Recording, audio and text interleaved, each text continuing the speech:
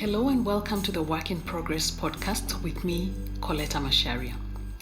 Between the years 2004 and 2015, my family and I relocated multiple times for work reasons. You could say we were modern day nomads. When we first started out on this nomadic lifestyle, I found it quite difficult to know how to introduce myself or what to say when people asked me what I did. You see, I went as an accompanying spouse, and so I felt a little lost because that was the first time that I found myself without a job title.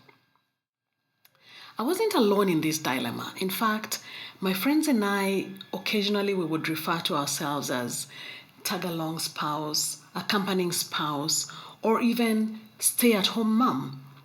And I remember in one gathering hearing one lady introducing herself as an attachment, of course in a self-deprecating manner. And if you've been to a gathering or an event where, people have business cards that they are dishing out and you have none, then you know what I'm talking about. So does that mean that when we do not have a job or a title, then we're not somebody? Do we need a job or a title to be somebody?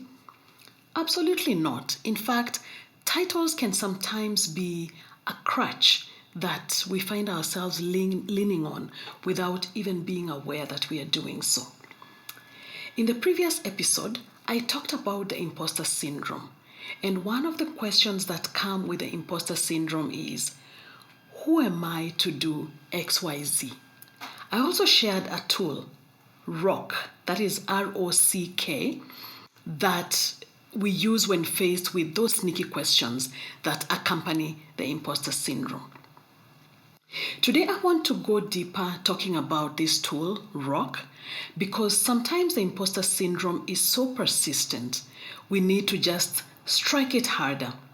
And there is also another side to the coin, talking about titles. Sometimes we can be so much in love with the power that titles give us that we actually forget to know ourselves.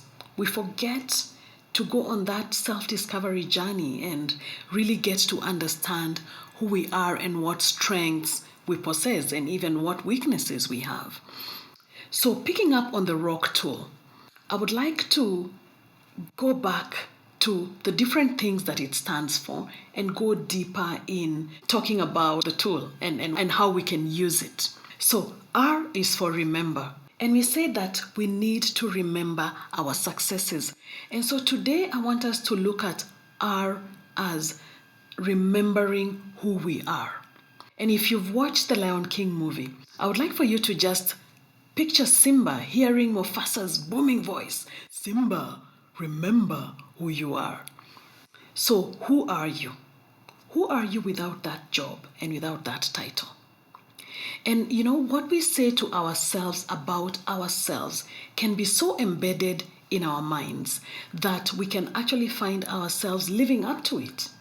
So what is it that you would like to live up to? Remembering who we are helps us to stay in perspective. And it also helps us to have that self-talk that feeds who we truly are. Who we feed is the one that grows. So if we feed the title, it will grow. But what if that title grows at the expense of who we really are?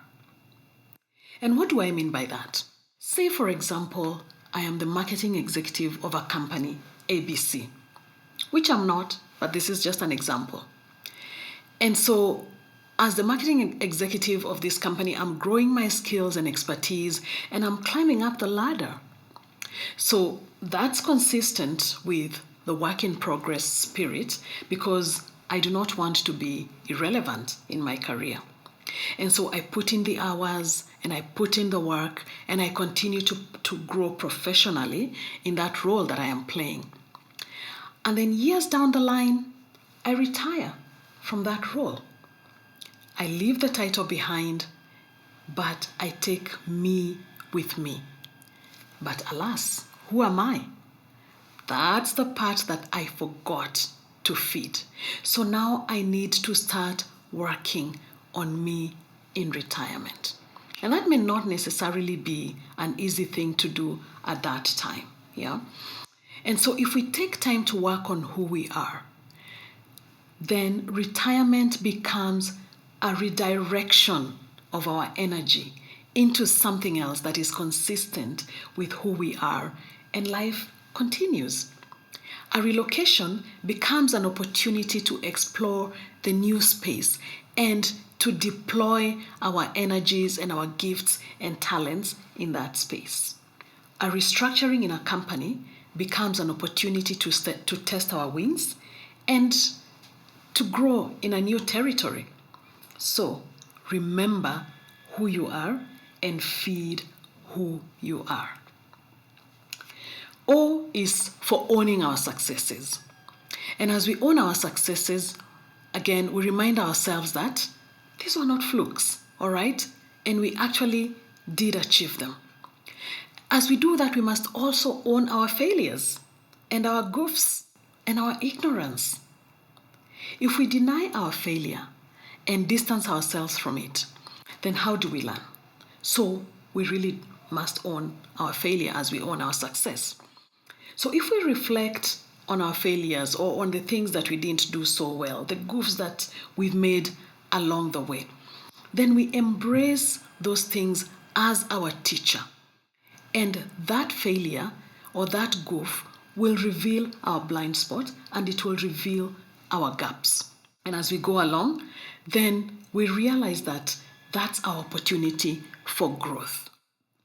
So in the second episode, we talked about starting. We said, just start. Sometimes we may start with more zeal than knowledge, and we must bridge that gap.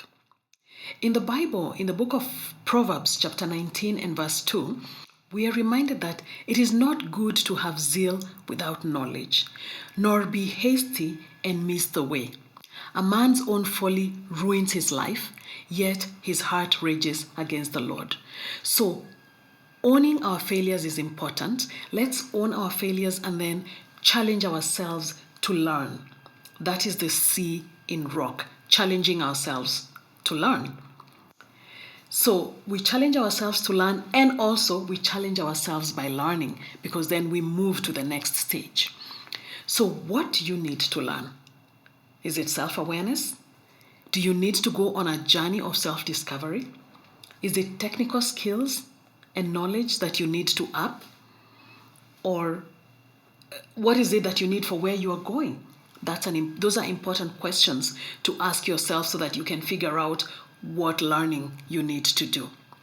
And then finally, K is for keeping a record of our methods and our tools and what has brought us to where we are. And I want to add that K is also for keeping a record of our vision. Your vision and why you are doing what you are doing is very important to keep a record of. And ask yourself, what do you want to see in your world a few years from now?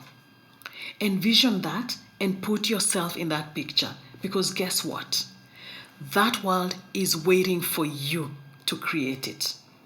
And I must say that this is not a one-day thing. It's a process. It's not, it's a marathon and not a sprint. And as we keep saying, it's work in progress. So be patient with yourself as you do that.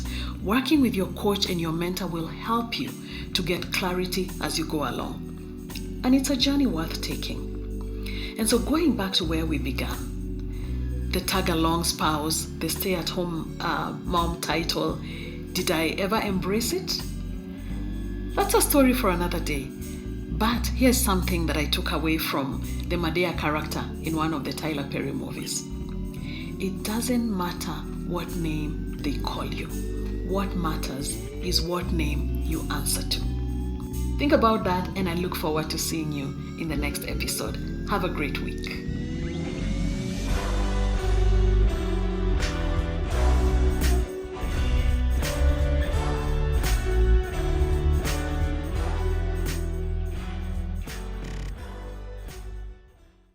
The Work in Progress podcast is brought to you by Cogent Afrique. Visit www.cogentafrique.com to check out learning and development opportunities for you, your team, organization, and family.